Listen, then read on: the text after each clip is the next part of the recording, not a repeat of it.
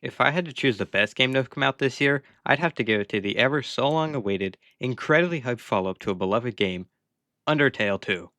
Okay, I'm sorry. Deltarune. But for a lot of people, that game is Hollow Knight Silksong, and I fully understand where they're coming from. Being originally planned as a DLC, now turned into a full fledged sequel, with its own DLC on the way, Silksong has been awaited by fans for 7 years. But now, it's time for us to pass the clown costumes over to the Bloodborne 2 fans and finally be at peace. But before that, let me explain why this game was so heavily awaited. Back in the ancient ages of 2017, a game development team by the name of Team Cherry released their indie game Hollow Knight to the world, with some help from Kickstarters. With Christopher Larkin's outstanding soundtrack and Ari Gibson's unique and instantly recognizable artwork, along with its amazing story, one never done before, the game took its rightful place in the heart of many. I only started my Hollow Knight journey in December of 2024. You should go check it out on my channel, I'm sure you can find it. And even 7 years after its release, it was still one of, if not the best game I've ever played, to the point where I do another playthrough every 2 months. So the hype for Silksong was completely justified. Every game showcase, every Nintendo Direct, anything game related at all, people were always asking for Silksong. And boy did it deliver when it finally released. Everything everyone expected and more. Some may argue too much, but at the same time, it didn't feel the same. At least not for me. Don't get me wrong, I absolutely adore Silksong and everything Team Cherry made for us fans. Hell, it even had my Game of the Year vote, but I simply didn't find it as enjoyable as the original. And before you go typing in the comments to complain, it's not about the difficulty spike. I actually quite liked it, as annoying as it was. So just close the comment section and listen up. When I first finished Hollow Knight, I wanted more. So I did 112%. I did the Path of Pain, or as I now call it, the Path of Practice for Silksong. Hell, I even did randomizers for God's sake. But I was never satiated. I wanted more Hollow Knight. Around that time, the announcement was released announcing that Silksong would arrive September 4th, 2025. I couldn't wait to get my hands on it and experience Hollow Knight all over again. And I did. Similar mechanics, shops, getting lost until I stumble onto a map, benches, raging infection caused by a higher being taking control of everyone and then stopped by the void, so on and so forth. I got what I was hoping for, however, it felt off. Unlike Hollow Knight, I didn't have that itch to keep playing once I hopped off for the night. It wasn't plaguing my thoughts every day until I sat down and explored more of Farther's twisting caverns as the Maiden in Red. The initial spark of passion I had for Hollow Knight was there for Silksong, but not quite, and here I'll attempt to explain why.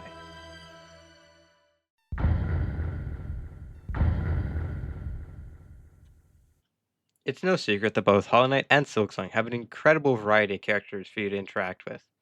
It's very difficult to compare two characters, as they all have their own uniqueness that makes them so memorable to begin with. Some say it's wrong to compare them. And you know what? I'm doing it anyway. I'm picking favorites. Our first matchup is a highly contested one, Cornifer versus Chakra. Both share a purpose of providing maps for lost players. One through joyful humming, the other with beautiful vocals. One always attempts to scam me during randomizers, and the other fights by my side. But there can only be one that is superior than the other, and that person is no one. In my eyes, they are both really good for different reasons. One is more of a comfort character to brighten moods when you see them, and the other is a powerful ally that can save you during hard encounters. Both excel in their fields and do exactly what they are designed to do. They both fit perfectly into their respective games and don't ever seem out of place. However, I will still leave Chakra to die in a ditch before I leave Cornifer behind. The other big character comparison is Sherma and Mila, the main musical bugs of their respective games. In terms of comparison, Sherma easily clears Mila in design, song catchiness, and overall story. I've never been more attached to something in a video game more than Sherma, except Gerald. Gerald solo Sherma in every possible aspect. That being said, Mila doesn't have much going for her anymore, so it's understandable for the community to flock to Sherma, as they are the upgrade to a fan-favorite character. Other than those few characters, everything else feels very unique in a way that you can't really compare from Hollow Knight to Silksong. The only complaint is that many of the vital plot-relevant characters don't feel well enough developed. Hell, the Flea's got more story than the main bosses of Act 3. Some backstories feel like they could have been way further discussed and explored, such as Verdania or the Coral Tower, both of which are things we get a glimpse of, but no real explanation on how they fell to ruin. Hopefully, we'll get some DLCs to explore those areas and characters in the future, just as how they added more lore to Hollow Knight through its own DLCs.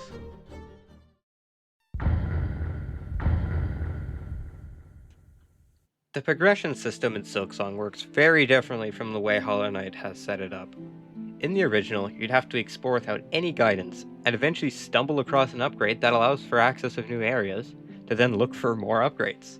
This allowed the game to feel very open and let players choose their own paths to explore and come back to harder areas later when they feel ready.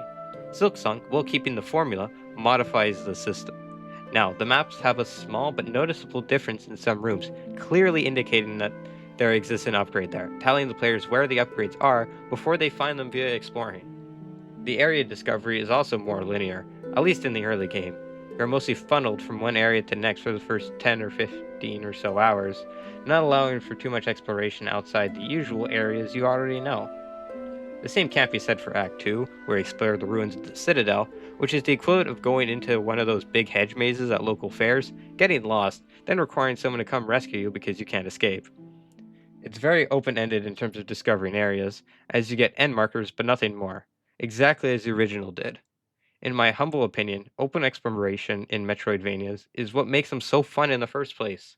Being able to wander aimlessly to explore and discover a new area is only something you can do once. Maps are also harder to find in the Citadel, but that's besides the point.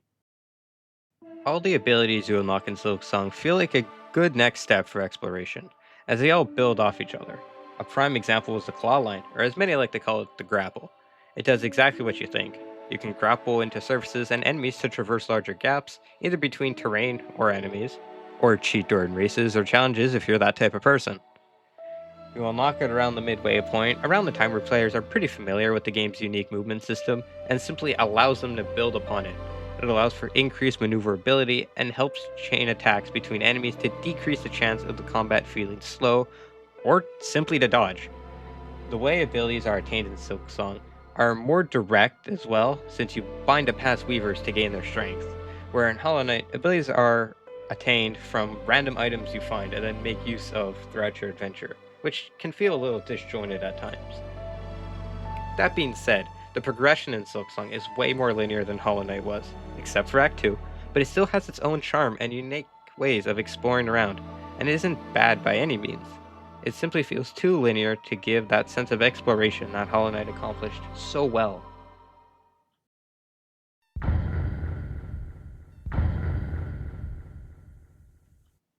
Welcome to Farloom. Here, you'll experience some of our unique sights never seen before. We got Depressed Town, Overground Plant Area, Swamp of Torture, another Depressed Town, more plant area, and more swamp. Don't forget our Depressed Town, Overgrown Plant Area, and our infamous swamp. Okay, in all seriousness, Silksong's environments are beautiful. Each area is instantly recognizable from each other. However, I personally feel that it lacks variety. Many areas have the same general aesthetic, whether that be swampy or overgrown. Something that I enjoyed so much from the first Hollow Knight was the clear differences between areas. Every area had a unique feel and wasn't really seen anywhere else, like the Crystal Caverns or the White Palace. The sole exception is Green Path and Queen's Gardens, but those are supposed to be extensions of one another, so I'll let it slide. In Silksong, we got Swamp, Swamp with Spikes, and Swamp but with architecture. Having so many areas be so similar can quickly become repetitive, and in some cases, downright annoying. Despite all my gripes, I have to give a round of applause to the Citadel design, as no matter where I am never tired of it. From the high halls of the conductors to the whispering vaults of the keepers, everywhere is amazing. And don't get me started on the Cogwork core, with all its intricate designs seen absolutely nowhere else in Farloom. The slab also has my respects, as it immediately gives the feeling of dread and despair that a prison most likely should. White Word with its perfectly crafted atmosphere that always has me on the edge, no matter how many times I've been there. Like seriously, I'm just trying to have a good time, man. Why does there need to be such a creepy area? They even managed to recreate that feeling from Hollow Knight when the crossroads gets infected. In Act 3, the wormways gets completely overrun by Lifeblood, corrupting everything. Oh, I didn't have OBS running at the time of discovering this, but in both cases, I was feeling a mix of confusion, fear, and desperation to fix things. It completely changed how the wormways work as an area, but felt like such a natural progression for the area, and turned it into one of my favorites in any game. Silksong has wondrous areas filled with life and death, destruction and creation, but I still feel like some areas lack some sort of variety to make them stand out from each other when looking at the game as a whole, which is why I believe that Hollow Knight has a better map when it comes to wonder of exploration and discovery, which is something you can only do once at the end of the day.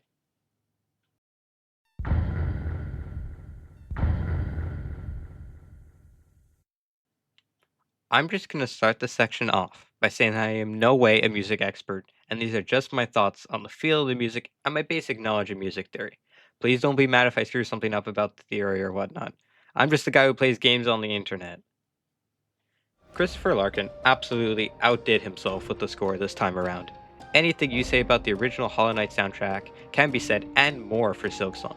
Intensity? Check. Variety? Check. Motifs? Check.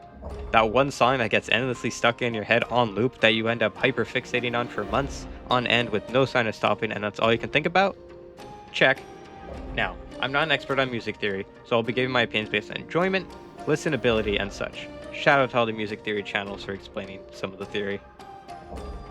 Take Widow, for example. It plays during the Widow fight, obviously, and the first Sinner fight. Both of these are chaotic fights where they throw everything at you, and kind of reminds me of Nosk from the original. The song matches the fight perfectly, having to fight creatures long believed to have died out, those being the Weavers and all. That's important for the music as well. Tell me, what are Weavers known for in Farthing? Their silk and abilities related to it. And the song is only string instruments. Listen carefully and tell me if you hear anything other than strings. You won't. There isn't.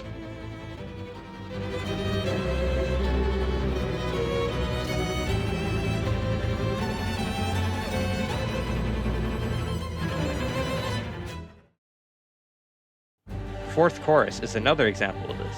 Like the name suggests, this plays during the fourth chorus boss fight. No one saw this one coming, folks. Team Cherry really racked their brains naming these songs, huh? The main part of the song is sung by a live choir, which fits thematically as the giant robot here is powered by the souls of an entire choir. Most notably, Farlem's actual fourth chorus.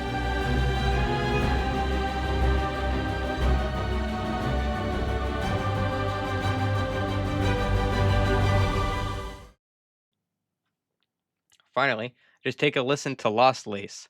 It's the sealed vessel of Silksong, if you will.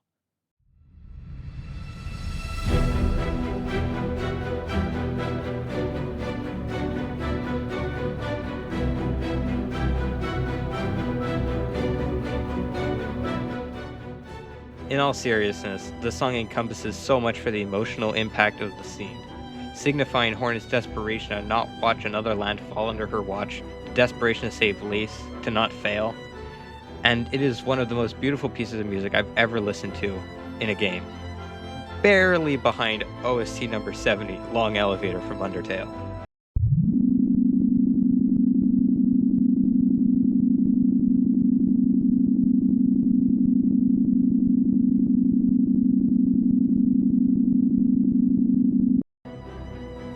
I'm also going to group Blast Dive in here as well, since it's basically just the Lost Lace build-up.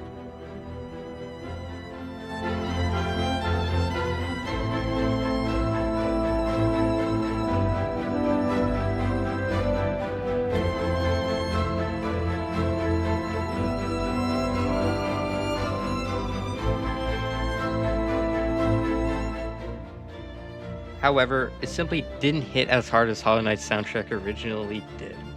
Maybe it's the complexity, the variety, or something else. I personally think the main contender for this is simply one singular song.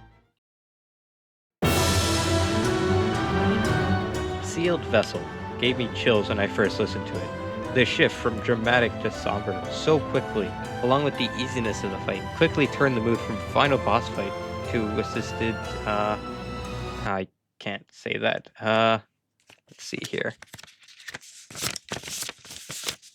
Here we go. The mood went from intense final fight to assisted removal of living privileges. Lost Lace definitely had that emotional impact, but it'll never hit as hard as Sealed Vessel did. At least for me.